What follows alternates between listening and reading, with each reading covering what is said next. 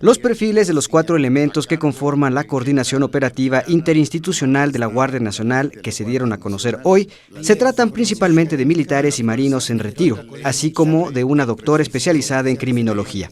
El general de brigada diplomado de Estado Mayor, Luis Rodríguez Bucio, que estará al frente de la Guardia Nacional, con 45 años de servicio, es licenciado en Administración Militar con maestría en la misma materia y doctorado en Defensa y Seguridad Nacional.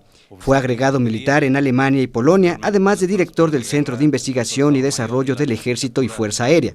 Dentro del Estado Mayor de la Defensa Nacional, fue director del área de investigación sobre narcotráfico y se desempeñó como presidente del Consejo de Delegados de la Junta Interamericana de Defensa de la Organización de Estados Americanos. Por su parte, el general Xicoténcatl de Azologua Núñez Márquez es licenciado en Administración Militar.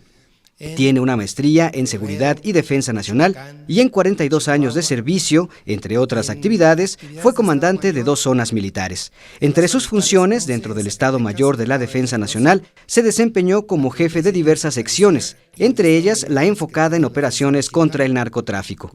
En cuanto al representante de la Secretaría de Marina, el contraalmirante de Infantería Gabriel García Chávez, es ingeniero hidrógrafo, con maestría en Administración Naval con un diplomado en Derechos Humanos, entre otros estudios. A lo largo de 40 años de servicio, comandó el Batallón de Infantería de Marina número 11 2 veces, así como el Batallón de Infantería de Marina en Huatulco, Oaxaca y en San Blas, Nayarit. Fue jefe de la sección primera y segunda de la primera región naval y entre 2017 y 2018 se desempeñó como director de la Policía Ministerial de Baja California Sur. Finalmente, la comisaria general Patricia Rosalinda Trujillo Mariel es médico de formación con 3 doctorados en Filosofía y Criminología y 2 estancias postdoctorales.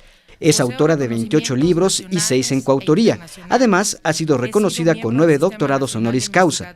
Desde el 2009 ingresó a la Policía Federal, en donde fundó y creó el diseño de la Coordinación de Criminalística de la División Científica de la Policía Federal, de la cual es su titular.